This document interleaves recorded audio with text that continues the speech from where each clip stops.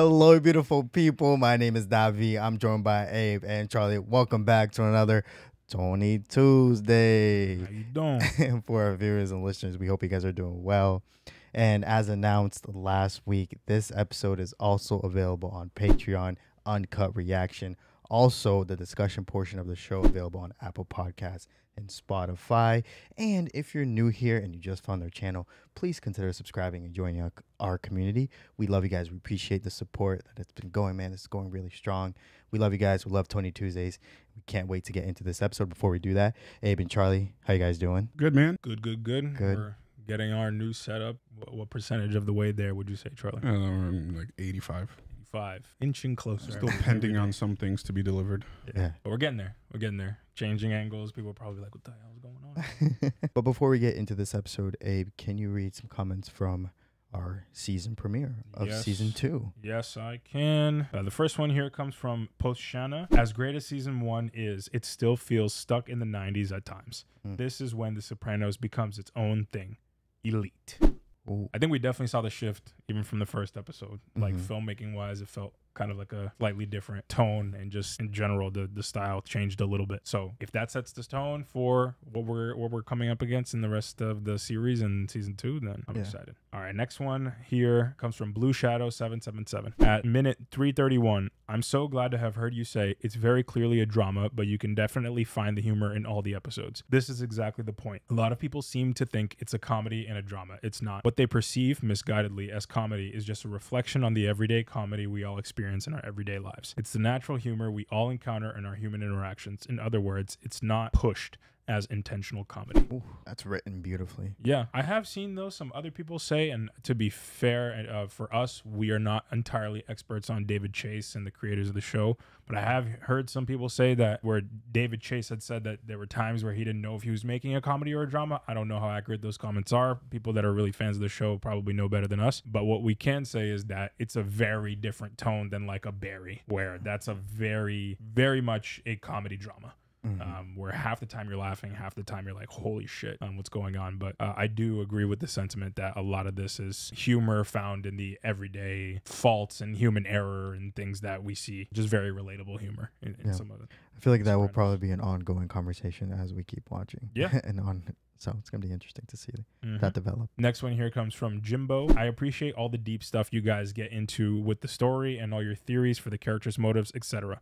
But can we take a second to appreciate the late Mr. James Gandolfini's acting? Out of all the major famous fictional crime bosses, I can't think of anyone other than Tony Montana that can portray Range so perfectly. You will absolutely see many more sides of Tony other than just rage. James and the other rest of the cast put their whole ass souls into the series. Dare I say, I think it's the best acted TV series of all time, to go along with its other GOAT proclamations from fans and critics for various other reasons. They put their whole assholes into the series, or ass souls? Ass souls. Did I not make that clear? Sorry. Whole ass souls. Whole ass souls. Yeah. Whole assholes. He put his entire asshole into that thing, bro. Anyway, I agree in terms of the acting. The acting is really, really well done. It's hard to imagine Tony Soprano being played by anybody else. I think the casting was perfect. He really does carry the narrative very, very well. I will say, personal bias, I love Bryan Cranston in Breaking Bad, and like that. He definitely has range. If you want to talk about range, there's some absolute range in that show, in that kind of acting. Were they saying range, or were they saying portraying rage particularly? I think they were saying rage. No, good question. So I can't think of anyone that can portray rage so perfectly. Yeah, portray rage. Oh, that's true. So like the times where Tony has his anger outbursts. Yes, rage. Apologies. Yeah, rage. Then yeah, that's fair. He does get very intense. That is a very fair assessment, I think. But I do think that's also very much part of Tony's thing. His stress response is so rage based, and James does a very good job at portraying that. That's 100% true. You can definitely tell that the actors, the cast, the crew, they knew that they were doing something special with this show, and I think we see the impact it's done in TV. So I wonder what that was like while they were filming this. Like, did they know that this was like gonna be a hit, or did they know that this was gonna change the landscape of TV history forever? I wonder if that was something they discussed. I'm sure they discussed it being something that hasn't been done before, but to understand the influence that they have on today's television is something that nobody can really foresee. That's true. And we've seen that even, to date, with shows like completely different realm and completely different things, but like Game of Thrones, like the scope of that, like it's massive. It's massive. Yeah. We didn't see things like that on TV before. So, they're still trailblazing, but I doubt that people, that were working on Game of Thrones really understood the impact that it would have on television. And I would assume something similar for the people who work on Sopranos. And it's cool to see how it stood the test of time. Yeah, but enough with the talking. We can do that after we watch this episode. Charlie, right. Let's do it. Do the countdown. Sure. Is he visiting Junior?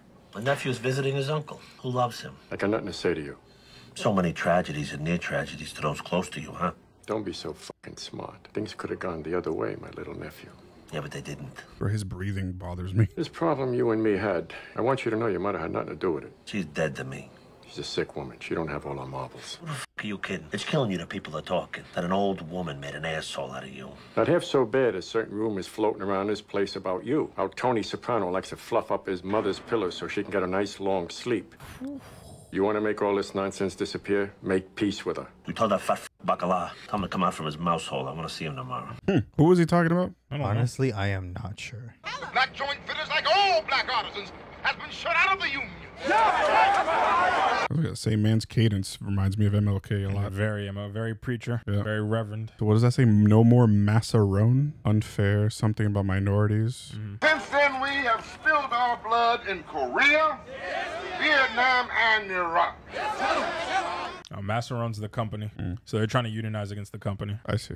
But isn't this run by Tony? Probably. He taxes them and whatnot. So We'll find out. I recall an episode where Yeah, he went there with Christopher, charging them the taxes. Hey, man, I'm going to visit Chief, whose name may not be uttered. You want to come? Oh, my God. The f*** are you doing with that real estate sign? Oh, yeah, I wanted to talk to you about that. I'm selling Ma's house. You understand, Janice? I put that fucking sign back in the fucking ground, and that's it. End of discussion. You're so left-brained. Signs there or not, the house is still for sale. The agent still has the listing. And what was the sign doing in the backseat of your car? And don't try to deny it. Because I'm trying to save a little money. Is that all right? How do you save money by having a real estate sign? She's in real estate now. Okay. She said she'd only charge a 3% commission. That's half Tony, all right? Thousands of dollars. I mean, it may not mean anything to you, but maybe Ma could use it. Yeah? F*** her. Next time you disappear for a week, take that piece of shit and park it in a fucking street. This isn't a fucking hotel. Same, bro. Same. Oh, honey, do you suppose you could get me some strawberry ice cream? Oh, she's being nice to black people now? Can't expect me to eat this tapioca. I'll see what I can do. character development. Hold on. I can't believe it. It's my daughter from California. I'm waiting for her to say something racist. You see my hand? It's all black and blue from where they stuck in the needle. That's how you get better. You don't care. You weren't here 5 minutes. Man, I'm surprised that she even went to visit. She wants something. She has ulterior motives. Yeah. Because I think she went to visit with Meadow before, too, and just, like, stayed out of it. You think it was easy for me? You don't know the kind of man your father was. What do you mean? Oh, she's switching her tune. Nobody knows what I went through. What about Daddy? Bruh, last season she was saying he's a saint, and now she's like, you don't know what kind of man he was. Here's your ice cream, Mrs. S. Then we can take our walk. Leave me alone, please. Open the window and just push me out. Oh, my God. You, I know why you're here.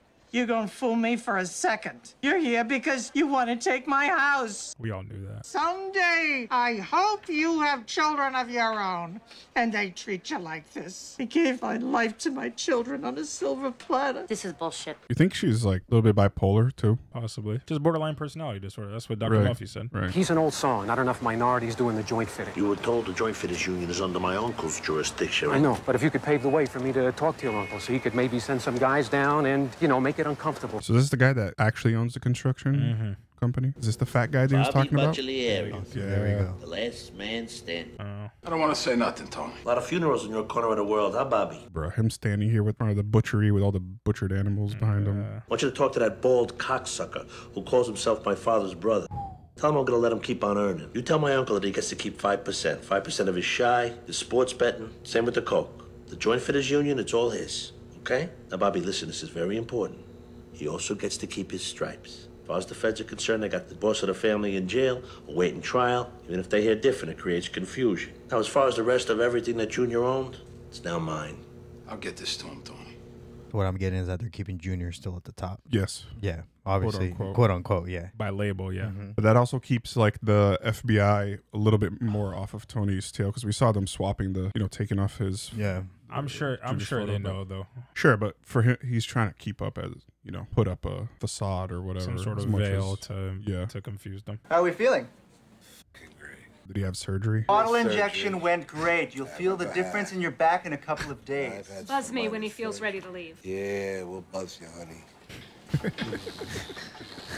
Finally got something in his back fixed. Some sort of injection. I don't know. Doctor said it'll take a couple of days for the steroids to kick in. He had to go under for that? Tony already thinks maybe I flipped. I gotta be careful. Ooh. Any suspicion about being an informant went to the grave with Jimmy Altieri. We're gonna let you back on the streets and earn. We want results. This tried to suffocate his own mother, Sal. His own uncle wanted him whacked. You said so yourself. T's been shitting on you for years. Plus, he's been crying to a shrink twice a week. You don't know this man dick. So don't sit there and tell me you're gonna take a bullet for some yuppie who thinks you're his errand boy. Okay. For a second, I thought that he had like fully flipped, but. Your Honor, I take offense at the characterization of my client as a mafioso. Oh my fucking goodness.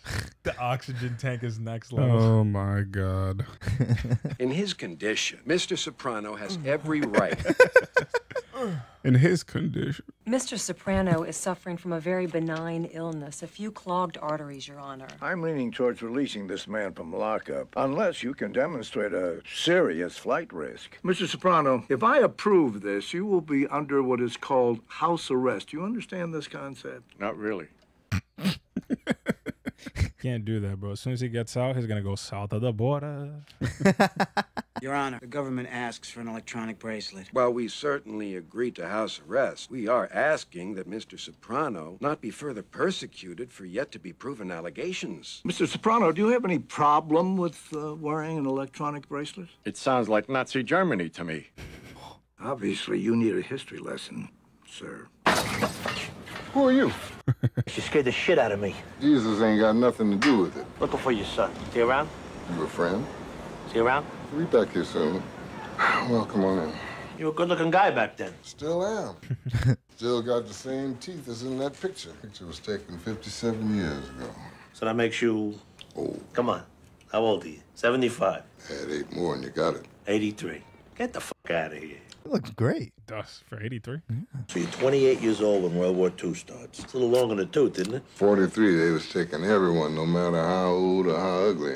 You ever watch the History Channel? I think you'd like it. They even do a lot of that Bible shit. Only shit in the Bible came out of Pharaoh's ass when Moses parted the Red Sea. Never underestimate a man's determination to be free. This dude's no fool. I'll catch up with your son another time. Think he was gonna whack him?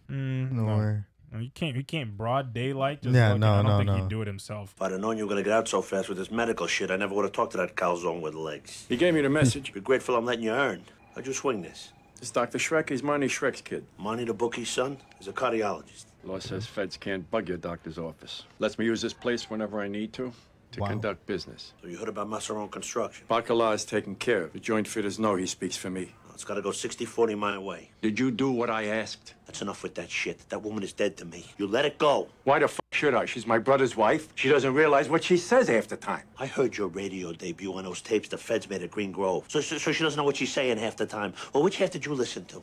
The half that doesn't make any sense? Or the half that we both know played you like a fucking child? She didn't know that she was setting you up to get popped. Your uncle isn't as dumb as you think. You, that miserable f Altieri, a rat bastard, all of my capos meeting behind my back. Now, you let sleeping dogs lie, okay? I'll tell you one dog you left still barking, that fucking Freddie Capuano. The guy who owns Green Grove, retirement community? He's like an old fucking lady. He's been going around telling Soprano business to anybody who listens. He's the one that's been saying that shit about you trying to whack your mother. Oh. Tried to deflect the fact that he was like trying to. Yeah, definitely. That's what I got. I was like, what? You know, Tony, I know you don't like to talk about her, but that woman is impossible. She's a complete narcissist. I mean, me. Bro, so are you. When she pushes those buttons, she's a big baby.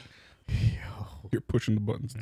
She's trying to push some buttons too. Wonder who she got it from. This is my house. How many times I gotta say it? So, Mr. Delegated Power of Attorney, have you given it any thought? Can my girlfriend have the listing? Do you know the house? As long as it gets sold, I don't give a who lists it. She ain't Scheming, listing the. bro. She's not listing the property. She's gonna be moving in. Is that the retirement community guy? They showed the Green Yeah, Grove sure, thing, and then yeah. they show this. The toupee. Oh my God. You know Grandma pretty well, don't you? I guess. She's gonna get in her head. Mm-hmm. Good Must be something that gives her pleasure. I mean, isn't there anything she likes doing? My dad used to try and find her these old records, these sisters. The DeCastro sisters, right? She's such a con woman, bro. She's scheming. She's always scheming.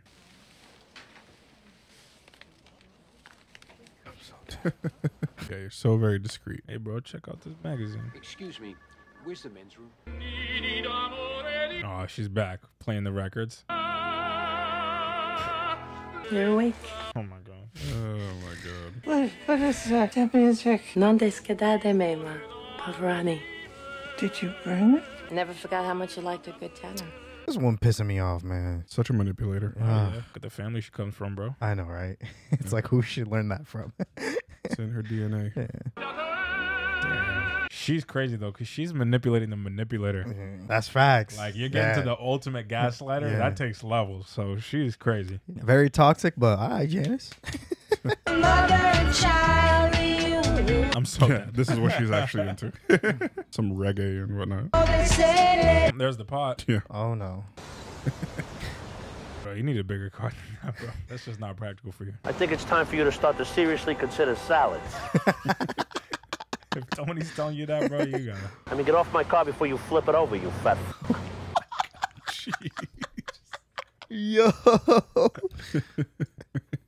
That was wild, man. That was out of pocket.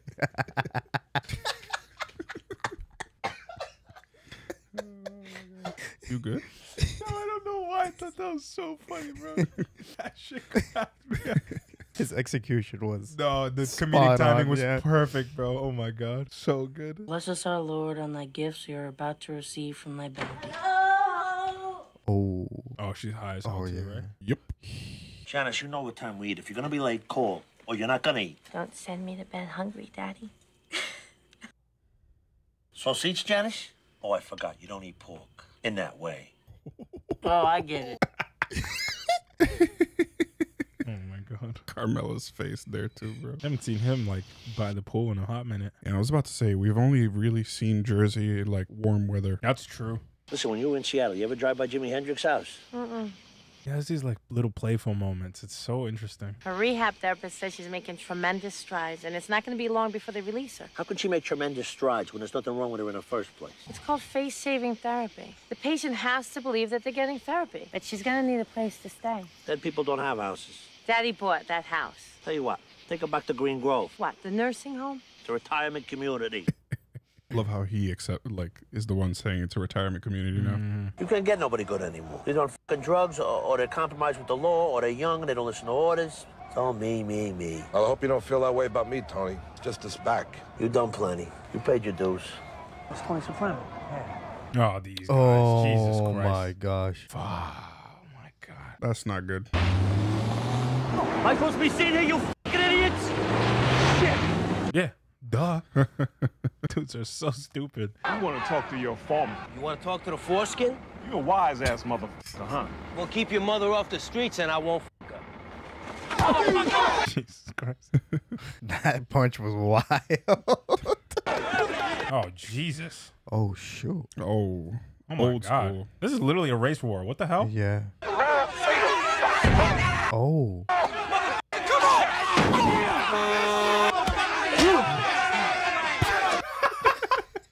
I can't. One whack is out of breath. So, Ma, you're going to be getting out of here soon. Want to go home? Oh my god. No, I don't think so. I'll go back to the other place. No, Ma, that's for people who don't have anybody to look after them. Oh, it's not that bad. And they give you fresh towels every day. No, Ma, you can't go back there. Oh, my Why God. not? She's seen through this. She's got to be. It's dangerous there. What are you talking about? Ma, you okay? My mother. Are you okay, Mrs. Soprano? Oh, Take a deep breath. Oh, my God. Breathe. Oh, you scare me, Ma. Oh, would you just stop it? Stop it. Oh. She's faking, bro. Yeah.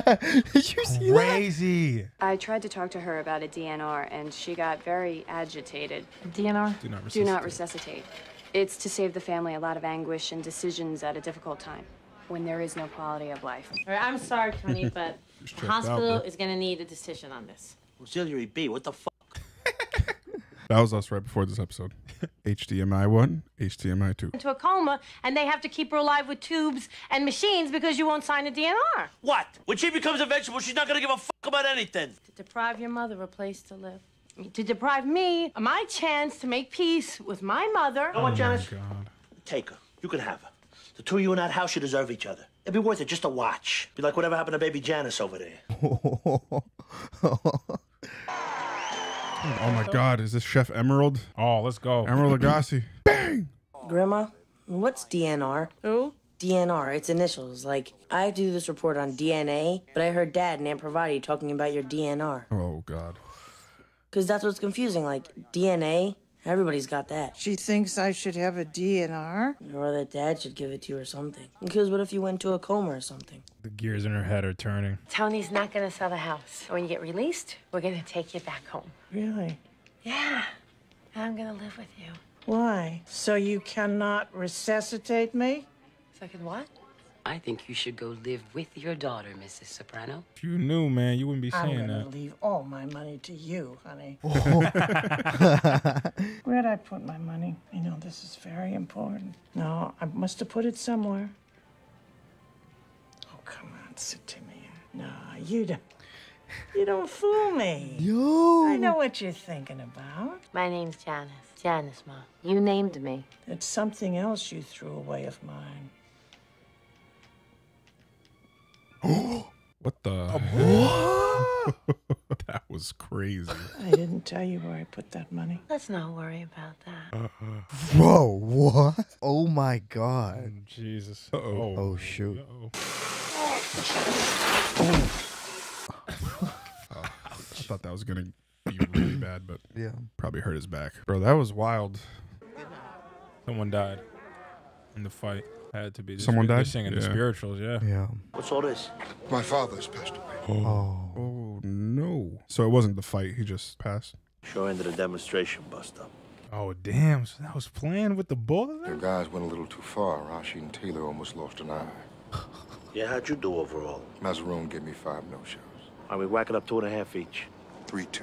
Hey, I should be looking for 3-2 my way. I gotta kick upstairs to Uncle Junior. 2.5 each. Hey, man, all your guys are in on this shit. These protesters find out I'm not in my pockets with their blood. It's me they're crying for. And they're hell no, 3-2. I'll think about it. Damn. That is Man's corrupt. crazy, AF. bro. He is corrupt. But I would say this is like one of 2 people I've seen him do business with that he has like genuine respect for. Oh yeah, that is true. Like him and Hesh, probably the 2 people. Oh shoot. Something happened. Meadow and Junior. And Anthony. Hello? Oh, you're home. How dare you call here? I called now on purpose. Because I know Johnny's at work. Anthony. Your son, Anthony. He harbors resentment against me. And to this day, I don't know what I did. I'm hanging up. I just want you to know what pennies I have, I leave to the children. Your children and Barbara's children. I raised 3 children of my own. I did a pretty good job on 2. They are all unhappy. Sure, you listen to that Janice. Be very careful, because she's a real snake in the grass. She has no work ethic. Why is that? If anything happens to me. Oh, Carmela, no. Shoot. Hello? Hung up at the wrong time. Come on, we'll go into the emergency room. Dad, I'm all right. Well, why don't we just go down there and make sure? I'll be okay. Give me a minute to catch my breath. Brother, you've been there for a hot minute. Right. Anthony, don't let me go to my grave with this guilt. You listen to me, you old prick. You're not going anywhere. Make things right with your mother, please. Oh no, but he has the ankle bracelet. They'll find out that he's going to the Yeah. hospital, Yeah. which is Right. I don't know the rules of house arrest, whether or not he was even supposed to allow them to be in there too and stuff. I don't know. I don't think that piece matters so much as like there's like a radius of where you're supposed to be and whatnot. But Gotcha. I think if they see that there's anything, any discrepancy there, they'll double check where he was and find out that he at the hospital. Janice is scheming, bro. But Livia is so smart. She's too smart for Livia this, is bro. so She smart. is Livia. the OG schemer. Yeah. She knows a scam when she sees it. You know what I mean? Yeah. I want to start off with Charlie. In this episode specifically, what character and their motive specifically stood out to you in this episode? I mean, that's a loaded question because it's obviously Janice. Right? You know, I want to get there. You know, I just want to know. No, I feel you, but I want to touch upon the conversation between Janice and Livia towards the end there. Yeah, because Livia was showing signs of confusion again, right? Calling her somebody else's name I can't recall. Was that her sister or something like that? I don't think so. That she keeps referring to. She's always like she's evil and whatnot. But I feel like it could have been Livia's sister. Huh? Could have been Livia's sister. Correct. That's what I'm saying. Okay, yeah. So she clearly had some beef in the past with her sister, and now she's like confusing Janice for confusing Janice for her and whatever. And I feel as though in that moment she was kind of like in and out of the conversation, because you remember you were saying that Dr. Melfi said she has multiple personality disorder or whatever, and I feel like she was switching between both personalities. Borderline personality disorder. Yeah, borderline personality disorder. I feel like she was switching between two different personalities throughout that interaction, and even in that phone call. I feel like when she called and Carmela picked up, I feel like she went back to the personality of like she's kind of aware of her surroundings, but during the conversation with Janice, I feel like she was kind of lost. Yeah, that's interesting. I think when she called Carmela, I think she first started as the same vibe that we've gotten, where she's like, "Oh, everything's not going my way. Right. I've been abandoned." And then she completely switches up and she goes to talk about Janice, and I think that's when we saw a different side of her that we're seeing in this season, that I haven't seen. I mean, we were seeing when she was scheming with Junior, but this one was very deliberately. You could see there is a shift here in her character and how she acts. I think she's very confused and switching up personalities the whole time. So I just want to clarify, because based on borderline personality disorder doesn't necessarily mean that you have multiple personalities. What it means is, so I'm reading the definition here because I don't want to get things wrong, and I'm not a medical professional. Nobody here is. A mental disorder characterized by unstable moods, behaviors, and relationships caused by borderline personality disorder isn't well understood based on many symptoms. Symptoms include emotional instability, feelings of worthlessness, insecurity, impulsivity, and impaired social relationships.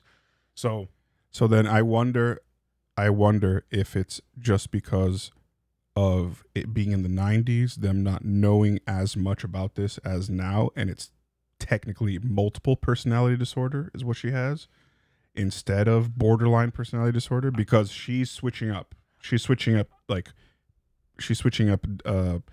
people. Like she'll see someone and behave a certain way I think that's just at her one mood. time and It's her think mood. that there's someone, and then switches up and starts to think that there's someone else. I think that could be the potential dementia, Alzheimer's piece. Like I think that, right, because we've talked about how she can have both. Right, because she's not changing up much of herself. She does slightly, but she's not like a totally different person, right? She doesn't go from being like Livia to being like Barbara. It's just her mood. It's the biggest thing that we see is mood shifts, right? And the sense of worthlessness. That's a huge thing. Like we saw that. Right. We've seen that so many times with her. And then the other piece is the impairing relationships. And then we also see her being confused and not fully knowing where she is or who other people are. And I think that's a whole different thing. I think that's the dementia, Alzheimer's piece. That's a little bit in there. So what I see it as, if we're basing it off the borderline personality disorder, I think what Dr. Melfi's saying is she based on that diagnosis, she causes conflict within relationships. So I think part of her was feeling very how do I say it? Until Anthony Jr. came and talked about the DNR piece, part of her was feeling very appreciated by Janice and like, oh my God, somebody does very much care about me. But you notice the switch up happens after that conversation happens, and she understands, oh, the DNR piece. So now all of a sudden the worthlessness comes back, the feeling of insecurity, whatever. And that's how she kind of puts two and two together with Janice. And now she's kind of associating her with her sister. Yeah. Right. And then she calls Carmela and has this conversation. She's completely switched up on Carmela of how she's been treating them and being like, I'm leaving everything to your kids, to Barbara's kids, who is her other daughter. Because Janice, she's conflating with this horrible person. And now she's like kind of stirring up this additional conflict within her own family. Don't forget, though, that it's not only just after the DNR thing, because prior to that, she was already kind of on to Janice and what she was doing. Remember when she was choking on the cookie and all that stuff, and the nurse had to rush in? There was like certain comments and stuff that they were making. It felt like she was kind of, You made the playing comment Janice too, a little Abe. You did that she was faking. Right. Remember that? Part, scene? yeah, no. Part of you seemed felt like it, right? So like I feel like even the first time, because remember the first time that Janice went to the hospital, she took Meadow. I think this was in the previous episode, and she kind of just ditched Meadow, right? And Meadow was the only one with her grandmother. This time it kind of was, Janice comes there herself, and Livia'S not really like happy to see her at first, until she brings the Pavarotti like CD and starts playing the opera music and brings flowers and all that. So she knows how to like manipulate her, and I feel like that's triggering something in this borderline personality thing. Like she is delivering her something that she likes and she has a soft spot for, and then that's going to cause her attitude, her emotions to be positive. Yeah, I think it could be the insecurity that she has. Yeah, I think in a lot of times in mental illness, what we see is people have very high highs and very low lows. So in the moment where she's feeling appreciated, where her daughter is bringing her this music that she thought like, oh, you really thought of me. She's feeling this high of like, oh, I am appreciated, when what we've seen from Livia multiple times, her expressing that people don't appreciate her, they don't care about her, that they could just put her in a grave, blah, blah, blah. Right. So, and then once she starts to understand Janice's motives, that's when I feel like we really see the switch up and really see her go the complete opposite direction of that. And also, I just think the craziest thing, right, is I think she somehow realizes that, she'll never admit this, but I think she somehow realizes that like Janice is a product of her, because in the moment where they're sitting there in that kind of common area where Janice is looking behind her, seeing the staircase and like imagining her like pushing her down and whatever, right? Livia's looking at her and almost smiling and like laughing in this sense of like, I see right through you. Like I am a bullshitter. You can't bullshit a bullshitter. You know what I mean? Like that that's scene what was I got fantastic, man. So and bro, the actress who plays Livia, I don't know her name, but she's fantastic, bro. Yeah. In her age, like what she's doing is actually really, really well done, because that switch up and the being able to convey all those different types of emotions is really hard. But to me, she very much conveyed like, I'm on to you. Yeah, and what's so impressive is her visual cues with it and how you're able to catch that. Mm-hmm. That is so hard to do in acting. Super hard. It is so hard, and she portrays that really well, because from the get-go, when the scene started, you can tell that there was a switch. And we saw that visual cue by the way her facial expressions, she portrayed her facial expressions. And that is something you man, that takes time to craft something like that. That is really good acting. I'm still a little bit lost, though, whether Livia is really like, you're mentioning this, like, she's on to Janice, whatever, but I don't know if she is constantly in that mindset. I feel like there are things that put her in that mindset to remember, like, hey, this person's after me, like I'm in trouble, and then she like forgets. Yeah, I think that's the dimension. Also yeah. in her space. Like stuff happen, like in general, she gets in and out of like being lucid and understanding like everything that's happening. Right. So it's like the thing is, I feel as though maybe Janice is catching on to that as well. And trying to take advantage. So like she takes her home, does all these nice things, whatever, she'll forget. Potentially. Yeah, maybe not. It's good. Yeah, that's the piece I think is still to be determined, because even after Janice had left, she's seeing that, we're seeing that she's calling Carmela and basically telling her like Janice is a snake. Right. And so like she's lucid enough to remember that even after Janice is not there, her family's not around, she's saying all that stuff. Yeah. I'm just confused as if certain things are triggering that or not. So like hypothetical, she's now in this state of I'm endangered. Janice is a problem for me. If somebody comes by, let's say Meadow, and does nice things with her and puts her into that, mellow state of mind and whatever, does she forget about the whole Janice thing until something negative happens again and then kicks off that side of her? Yeah, I mean, like we've mentioned, like her highs are high and her lows are low. Like I think those negative things that happen cause her to really be kind of like on a warpath of like everybody's out to get her, and that she has these negative relationships, and that's when she really starts conflict. But I do think, like, you know, the debates have happened in the comments already. We kind of know at this point that there is an internal debate within Sopranos fans of like, is Livia faking? Is she not? Is she lucid? Is she a master manipulator? It's very clear the characters are showing that. Like, the characters are debating it themselves. Junior versus Tony. Is Junior lying so that he can get, you know, Tony to make amends with his mom? Like, we don't even know, you know what I mean? Like, it's super interesting to dig into the psyche of the characters and what they actually think is happening, because it's the same debate that we're having. Yeah. You know what I mean? So it feels super meta. Like, right now we're analyzing it just as the characters are like analyzing it in the show of like, is she bullshitting or is she real?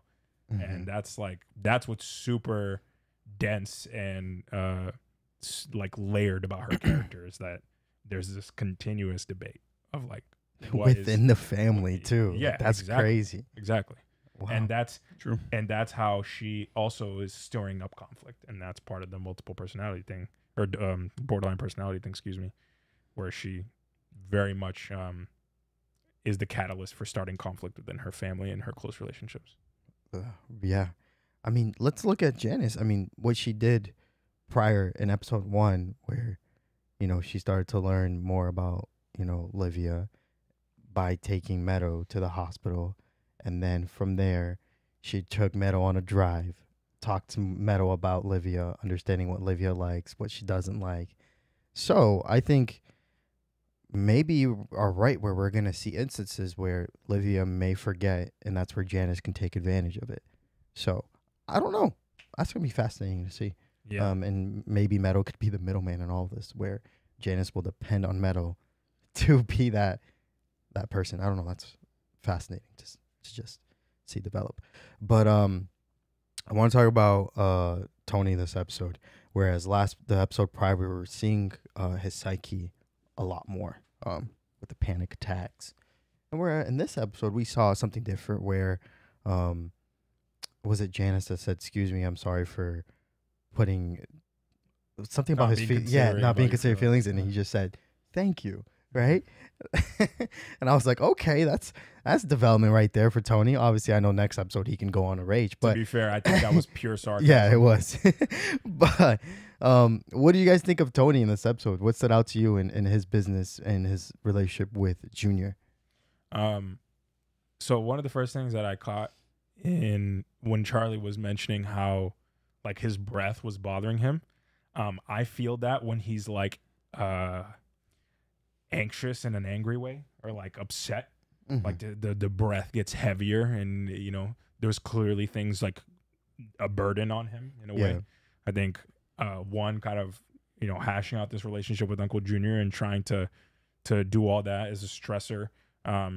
Uncle Junior constantly telling him, you know, you got to make things right with your mom. You got to make things right with your mom. And then he has his sister all up in his business. Like, there's so much like family stress right now, and so much for him to be kind of like angry about that. You know, you can sense that that's like building up to something negative. Yeah. And we didn't really see him, you know, explode in this episode outside of, you know, the times that he was really directing anger at Janice. So to me, that tells me that there is additional, you know, feelings being bubbled up, and that's going to eventually explode in later episodes. But this episode felt like, you know, Tony really trying to get his ducks in a row. And I think one of the most significant pieces that we see in here is the Reverend and his father's relationship, and how Tony kind of came into play with that. I think it was very symbolic of the Reverend and his father, and how good of a relationship they had, and then Tony and his mother, and how bad of a relationship they've had, and they're kind of doing business together. I thought there was something very significant about that. I'm having a hard time kind of putting into words why I thought that was significant. But you know, it was almost to me felt like Tony was able to like see into like a functioning family and a father son you know, son parent relationship that's loving. And you know, it was kind of the time that we felt, I think we saw Tony most at peace in this episode was when he was interacting with the Reverend and his father. Yeah. And you brought up something that was good, where Tony's respect for certain characters is interesting. Interesting, yeah. You know, where some guys they walk into the room and Tony is like, "Yo, I have a lot of respect, a lot of love for you." Whereas there's other guys where, you know, if you do him dirty, he doesn't like you anymore. He holds grudges. Right. But the respect that he holds for certain characters is interesting to see, and I wonder how that will play a role going forward as well. Yeah, I think part of that could also be just like old school mentality. Like obviously he's been taught to respect his elders. It's why he forever like took so long for him to really have a falling out with his mother and everything. So I think we see that with his respect for someone like Hesh, who's kind of like an old timer. Saw with the father of the Reverend there, like he had a lot of respect for him. So there's that piece. But also just like, you know, I think he respects people who aren't like outwardly afraid of him. Like I think the people who he like kind of puts down, like they're always kissing his feet and they're always, you know, putting themselves below him and whatnot. Like the people who he truly respects are the people who like just look at him as a human. Look at him as a human, but also like a little bit of an equal in a sense. Like look at the Reverend and how he's like, nah, bro, I need more cut on my end for this because of X, Y, and Z. Like nobody tells Tony that. Yeah. You know what I mean? So I think there's a level of respect there and a level of equality that Tony really respects, because I think he does get a lot of stress of like constantly being the boss and constantly being the one that everybody has to look to make decisions. Yeah, the parallel the difference was in season 1 with his neighbor. He was going to the golf club and trying to hang out outside of his crew, and there everyone was just kissing his ass and asking him questions and stuff. So that's another dynamic. That's great. The whole Reverend thing where they did this, it was planned. Charlie, what stood out to you in that? I mean, I didn't see it coming. That's for sure. And it just goes to show like how corrupt a lot of people in this world of The Sopranos can be, even though, you know, they had the whole thing disguised as like a forgetting, I'm blanking on the word, a strike or a protest, right? Against the company. I believe it was a real protest. Right. But the thing that was disguised was the bust up at the end was planned with Tony's guys, and Tony's guys were in on it, and then the Reverend knew that was going to happen. Yeah, I see. Okay. Because from what I got from it, they were trying to strike to unionize, probably get more fair wages, so on and so forth. That affects the business. That also affects how much Tony can get a cut out of that. So obviously it's in the Reverend and Tony's best interest to low-key put an end to that so that they can continue to get a higher cut. Right. So that's how I saw that playing out. Correct me. But he was he was the one speaking at the strikes. No, or was that somebody else? No, that was him. Exactly. That's what I thought. So it's like the fact that he's kind of like running this thing, but also like putting an end to it at the same time is crazy. It's crazy. Yeah, I wonder. Super corrupt. I wonder if the Reverend, because obviously we've seen like, you know, just in history, like Martin Luther King was a Reverend, but he had very political aspirations, and not even aspirations, but like had a lot of political involvement. So I wonder if this is another case of like, hey man, I'm a Reverend, I fight for the unions and the workers, but not this one, because this is the one that Tony Soprano is involved with. Yeah, right. You know what I mean? So he has to. Plus, it puts money in his pocket. Yeah, exactly. And you know, does he have to save face with you know, his image and what he wants to put up? I don't know. This is the first time we've been really introduced to the Reverend, so it'll be interesting if they continue to develop that character and for us to understand the background there. Yeah. And his motives for what he's doing. Yeah. Another thing that stood out to me in this episode was Uncle Junior, specifically how in the beginning of the episode he's in that having that meeting with the judge, asking to get released on bail, and drop all the charges because he's old and he's sick, and obviously he's faking that. And then the end of the episode, he hurts his back. Mm-hmm. And Karma. he was like, I'm not trying to be dependent on other people. Where now we're seeing where Junior now has to admit, what I'm understanding is that Junior now has to rely on Tony now and put that ego aside. And I think that's really going to hurt him. And we know it has hurt him, and it's going to affect him a lot now. For Junior? For Junior, yes. Yeah. I don't think it's just Tony either. I think he's going to rely on everyone. Yeah. Because old age is going to catch up to him. He's obviously, like, he hurt his back. He's not going to be able to take care of himself. He needs people to help him, take him to the hospital, this, that, and the third. I also think it's like a pride thing. He doesn't want to go to the hospital in the first place, doesn't want to go to the emergency room because it makes him look soft, makes him look weak. Yeah. So, yeah, all of these things are not good. Yeah, but it was interesting, too, though. He had a moment there where he was, like, telling Tony, like, don't let me die with this, you know, this guilt between him and his mother. So I don't know. I think Junior is having like not existential crisis. He's but having some like, regret. Yeah, he's having some regret. He's seeing like, oh man, I could die any minute now, and I want things to be, you know, not the way they are. Yeah. He has to be in pain in order to see it. Mm-hmm. Right. That's the thing. Yeah. The other piece of that is also like, the slight piece of me that's a skeptic is, you think like, he's faking it? No, not that he's faking it. Not that he's faking it, but using it as an opportunity to, you know, make amends, to let Tony's guard down a little bit and kind of come out of the doghouse. You know what I mean? Okay. Because the entire time, you know, Tony's pissed at Uncle Junior and pissed at Livia. And now, like, from what I see, it's like Junior's almost trying to take the brunt of the blame so that he can fix his relationship with his mother and they can kind of all be at peace, so that Tony can kind of, you know, recuperate that relationship. Yeah.